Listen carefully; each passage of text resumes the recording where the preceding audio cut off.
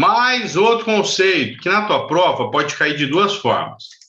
Pode cair com CMPC, custo médio ponderado de capital, ou pode cair com a sigla dessa jossa em inglês, que significa que é a mesma coisa, né? Só que você lembra daquele jornalista William Vac, tá? Custo médio ponderado de capital é quanto que existe, o nome fala, né? Custo médio ponderado de capital, participação entre capital próprio e capital de terceiros na composição do endividamento da empresa, tá? Custo médio ponderado de capital, participação de capital próprio, de capital de terceiros no endividamento de uma empresa, tá? Sistema diretamente ligado à alavancagem, né? Quando uma empresa é muito alavancada, usa muito capital de terceiros, o custo médio ponderado de capital dela fica alto.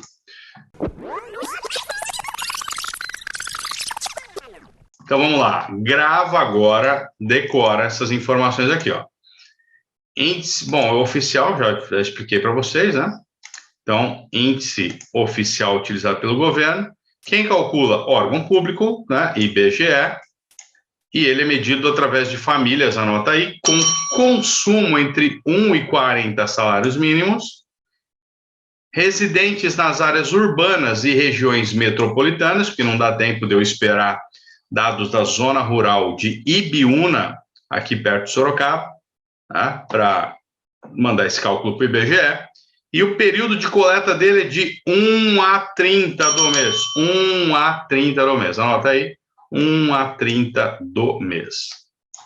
Esse é o cara, o IPCA. Então, o que pode cair, né? Quem calcula, IBGE, famílias com salário entre 1 e 40 salários mínimos, né? Regiões metropolitanas, período de coleta 1 a 30 do mês, beleza? Quanto o investimento rendeu em um determinado período de tempo, rentabilidade relativa, comparação com alguma coisa, né? Com relação a alguma coisa. E a rentabilidade esperada é futuro, rentabilidade observada é passado. Perceba que a rentabilidade absoluta e a observada é muito semelhante, né? Absoluta e observada são semelhantes, tá certo? Porque as duas aconteceram no passado. Tranquilo? E também tem o conceito de rentabilidade bruta e rentabilidade líquida, né, galera? Líquida é quanto aquele investimento, quanto aquela grana entrou na minha conta. A rentabilidade bruta pode ser 8%, mas descontou lá imposto de renda, descontou as paradas lá, veio 6,5%, isso é a rentabilidade líquida. Tudo bem? Rentabilidade bruta versus rentabilidade líquida. Tá certo? Variância, né? É o quadrado do desvio padrão, né? E o desvio padrão é a raiz quadrada da variância. Lógico que quanto maior, né? Maior o risco. Tudo bem? Quanto maior, maior o risco. Agora eu vou dar uma piorada e vou trazer umas questões de desvio padrão com outro tipo de interpretação. Tudo bem? Questão número 3.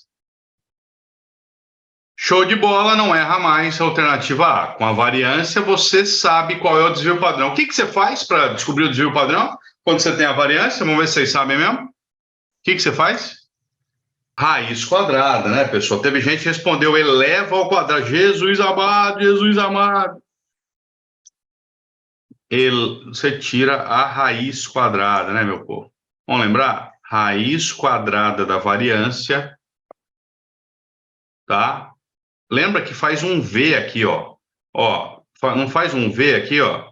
Faz um V na variância, que você vai lembrar que com a raiz quadrada dela, você chega no desvio padrão. Mais um macete para você gravar, beleza? Como que eu sei que a carteira está diversificada? Eu tenho 2 indicadores que medem 2 ativos, que mede a diversificação. Como chamam esses caras no mercado financeiro? Covariância e correlação. Covariância e correlação. Perceba que os dois têm o CO na frente, que significa comparação. Tudo bem? Covariância e correlação. Qual que é a diferença dos dois? A covariância é uma medida não padronizada e a variância é uma medida padronizada que vai de -1 a +1. Legal? Menos 1 a mais 1. Vamos lá. Pergunto para vocês, lembra agora, Márcia, lembra de uma pessoa, tem a covariância e a correlação negativa e positiva, tudo bem? Lembra de uma pessoa negativa pra caramba que você conhece? Já lembrou? Tá? Ela tem um problema para cada solução, não é isso? Ela tem um problema para cada solução. Tá? Você perguntar de manhã, 8 horas da manhã, se está tudo bem, você sai correndo e pula da ponte, você entra em depressão. Tá? Carrega uma nuvem preta assim na cabeça. Beleza? Agora, lembra de uma pessoa extremamente positiva que você conhece. Beleza? Agora é o seguinte, você quer estar perto e ir para a praia, ou ir para Monte Verde, ou ir para Campos do Jordão com quem? Com a pessoa positiva. E você quer estar bem longe, bem distante de quem? Da pessoa negativa. Beleza? Então vamos lá. No mercado financeiro, só que no mercado financeiro, estar distante é bom. Por quê? Porque se um cara despencar, o outro está subindo e eu me protejo. Legal? Se os movimentos estiverem acontecendo na mesma direção, aí é complicado, porque se eu investir em Gol e Latam, eu estou ferrado se tiver um acidente aéreo. Tudo bem? Então, quanto mais próximo de menos 1, mais diversificada é a minha carteira.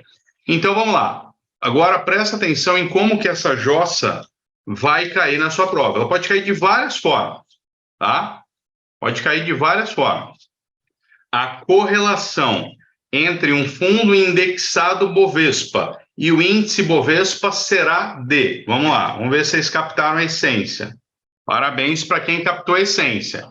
Vocês acham que um fundo que é indexado ao Ibovespa e o índice Bovespa são amigos ou inimigos? Querem viajar juntos ou não?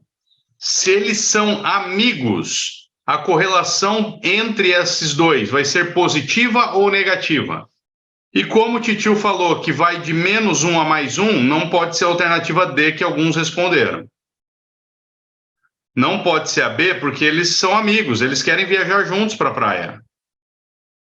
E não é igual a 0. 0 fosse se eles não se conhecessem. Então, a alternativa correta, próximo de 1. Então, vamos lá. O risco sistemático não pode ser eliminado, porque ele é sinônimo. E vocês têm que gravar esses sinônimos, senão pode errar isso na prova. O risco sistemático é sinônimo de risco conjuntural. Ele já está impregnado ali. Ele é um risco do mercado. Não é diversificável. Não adianta você ter ações da Petrobras, da Vale do Rio Doce, do Bradesco, da Gol, das lojas americanas, e aí veio a Covid. Risco sistemático, do mercado, não diversificável. Não adianta você ter uma carteira diversificada, porque todo mundo se ferrou com a Covid. Beleza?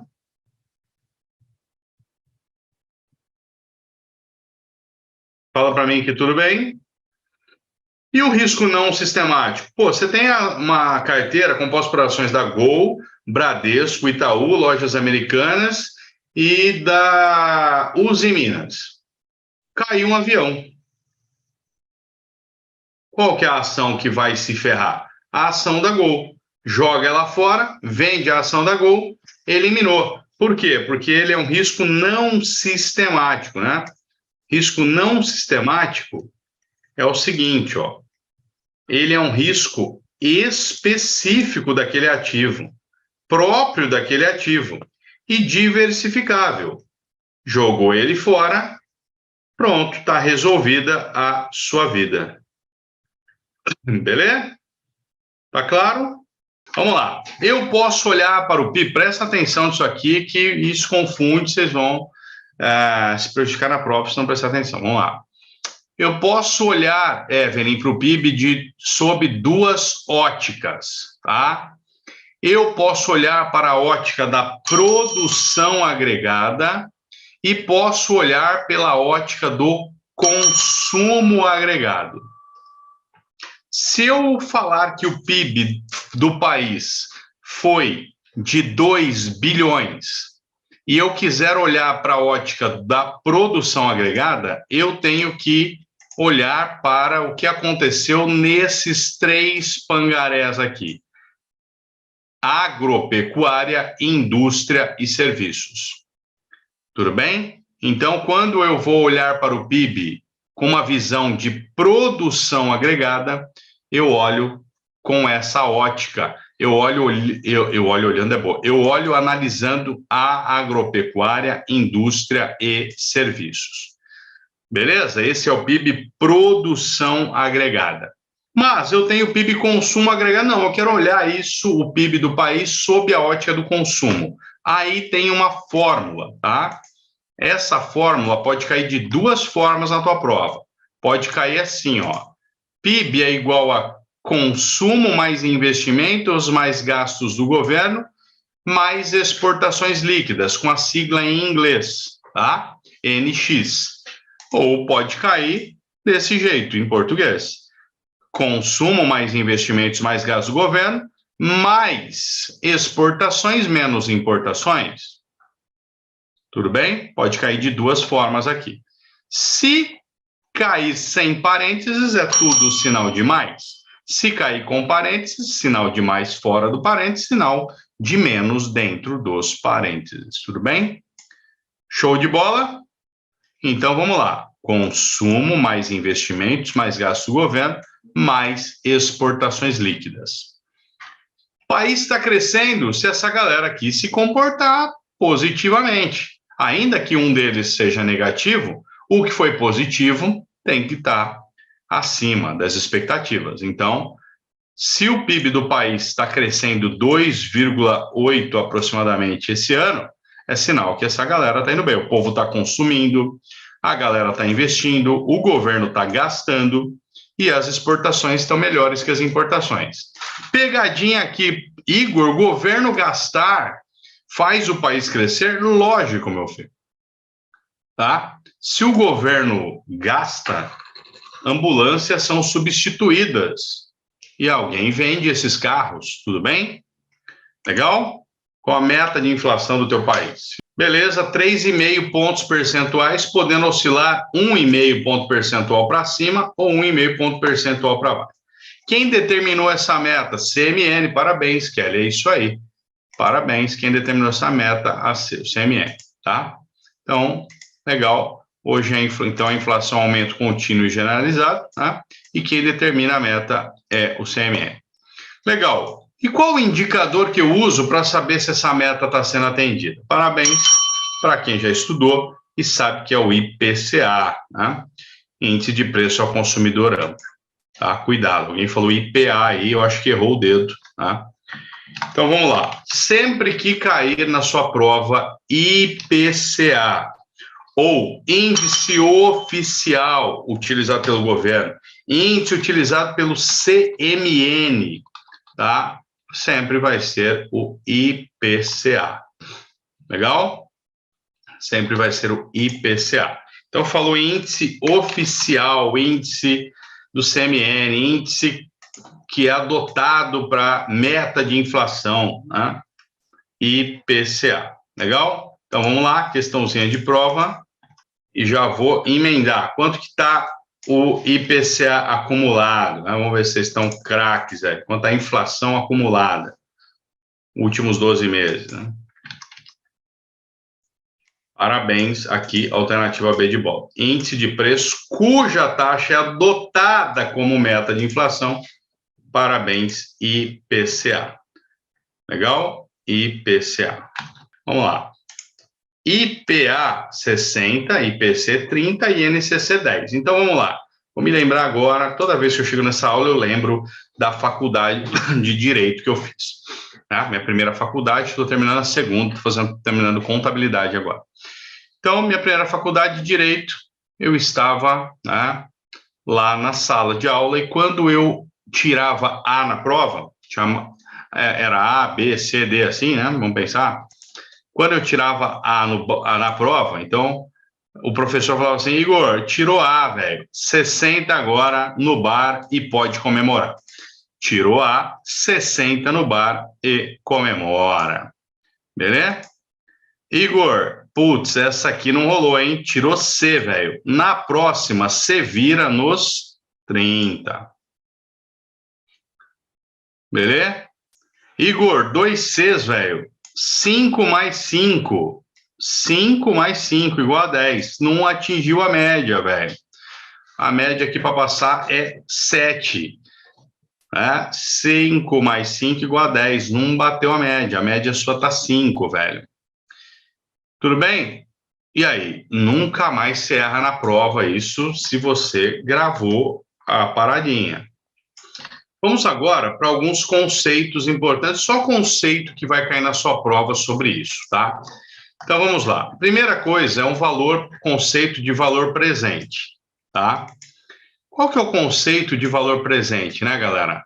Valor presente é o seguinte: seu João tem uma loja de calçados e ele vende em 6 vezes, tudo bem? Então, você foi lá e fez uma compra de R$1.000 na loja de calçados e parcelou em 6 vezes, tá? Então, o seu João tem parcelas a receber naquele período.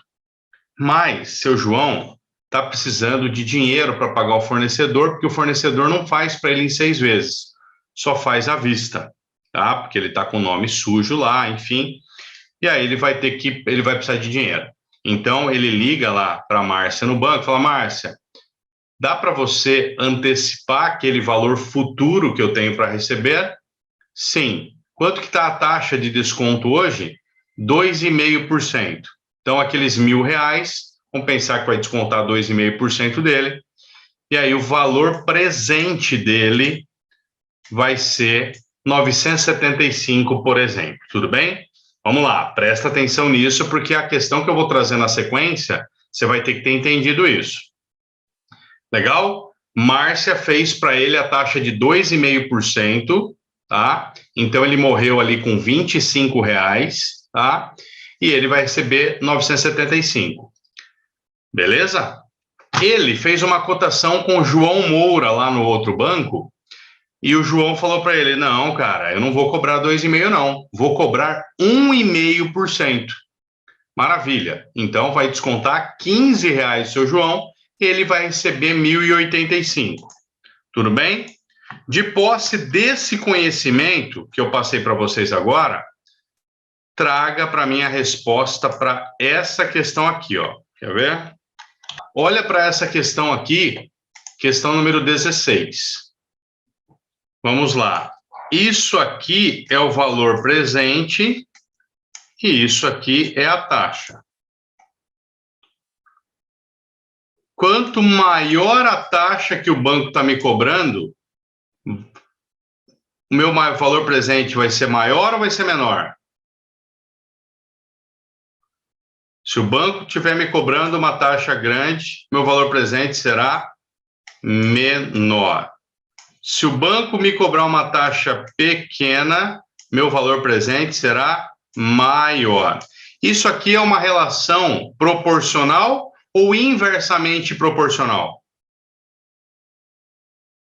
Parabéns para quem respondeu inversamente proporcional à taxa de desconto. Ou seja, enquanto uma sobe, a outra cai. Quanto mais eu cobro de taxa, menos valor presente eu vou ter. Alternativa C, inversamente proporcional. Uma relação inversa, né? Quanto maior um, menor o outro e vice-versa. Tudo bem? Maravilha. Bom, galera, então se o valor presente é um valor futuro que eu trago para a data de hoje com uma taxa de desconto, né? Valor futuro descontando uma determinada taxa. O que é valor futuro? É o valor que eu pego hoje e ponho os juros para ver quanto que ele vai ficar lá no futuro. Isso é o valor futuro. Né?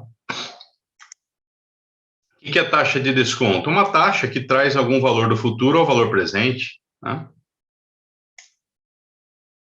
E mais 2 conceitos importantes que podem cair na tua prova, o conceito de zero cupom e o conceito de TIR. Então, vamos lá. O que é um investimento zero cupom?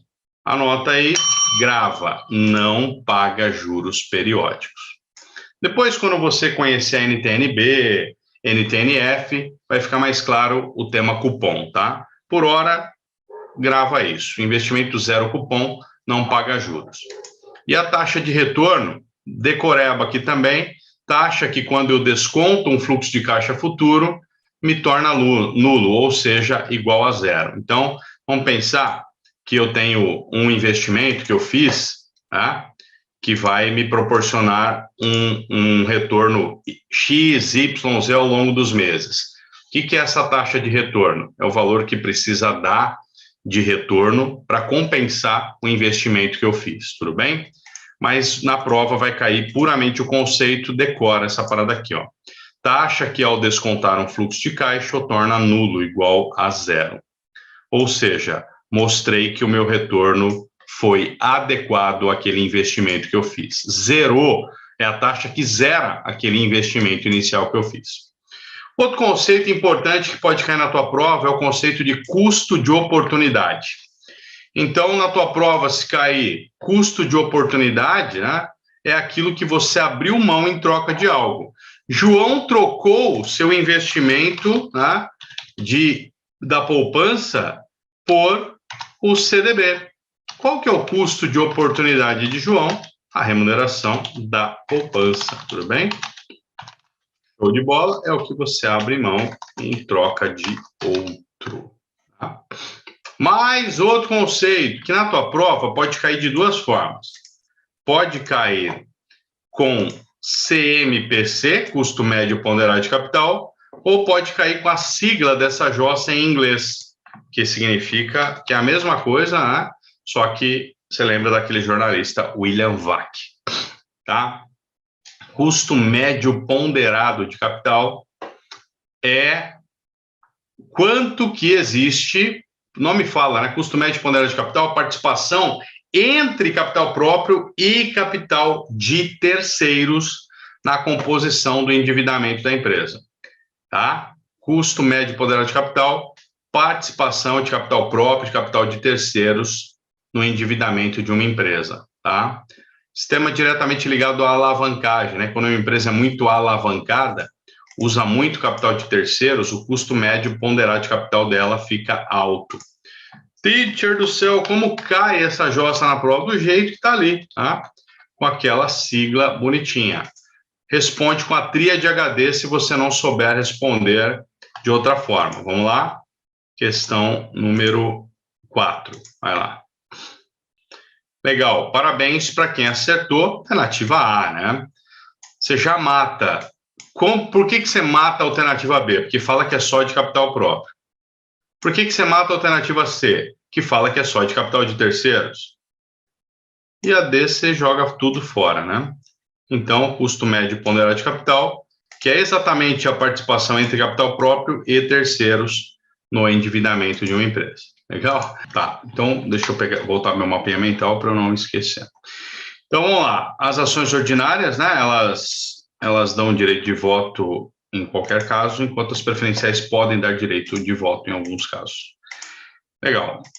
A ação preferencial tem mais algumas paradas que é importante vocês saberem. Então, ela tem a preferência na distribuição de lucro, o Titio já falou, o dividendo de 10% maior que o atribuído às ações ordinárias, adquire o direito de voto caso a empresa não distribua dividendos por 3 exercícios consecutivos, e elas não podem passar de 50% do total de ações de uma empresa, porque tem que ter no mínimo 50% ordinárias.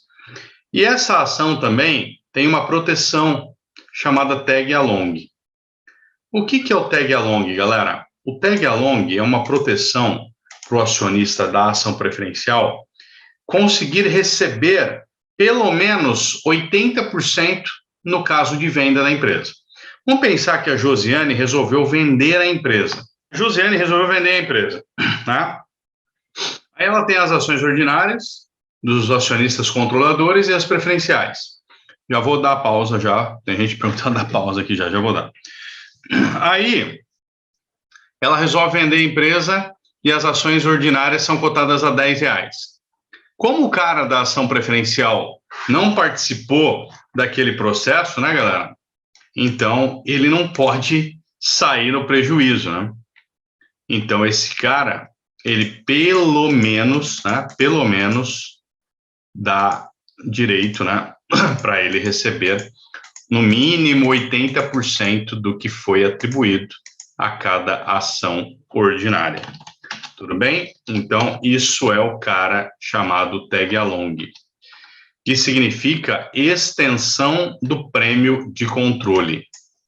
Então, toda vez que o controle da empresa for vendido, por exemplo, né, esse cara recebe no mínimo 80% do valor da venda. Qual outro evento que pode acontecer na minha vida, né, quando eu comprar as ações da Josiane? Primeiro é o ganho de capital, que é o ganho sobre o capital investido, já foi. O segundo evento é o dividendo, né, que é a distribuição de lucro isento de imposto de renda.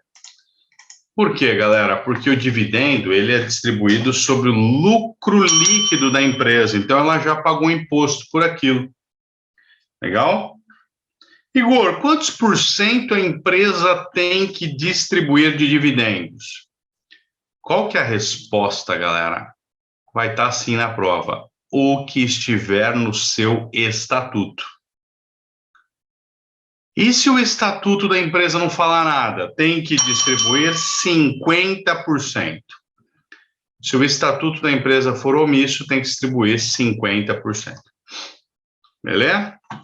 Então, as questões de dividendos são bem tranquilas, né? A distribuição de lucro por parte da empresa, né?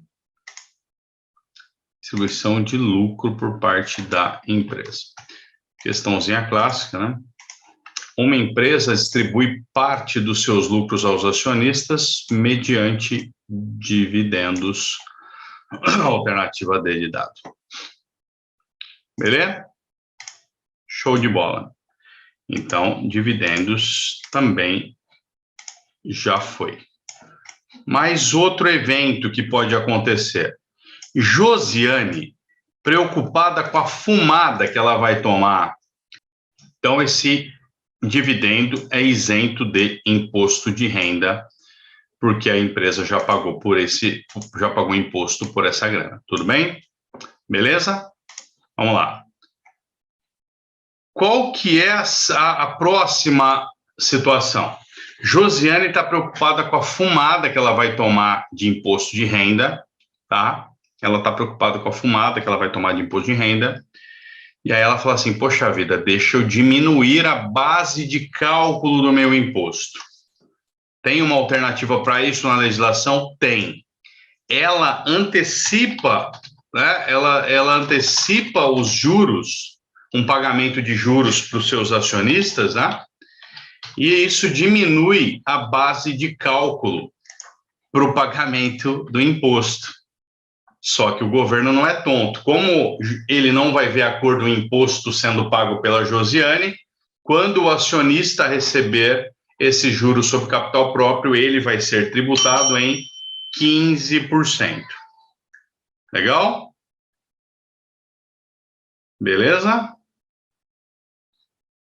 Então, a empresa precisa dar lucro para distribuir esses juros, tá? Então, vamos lá.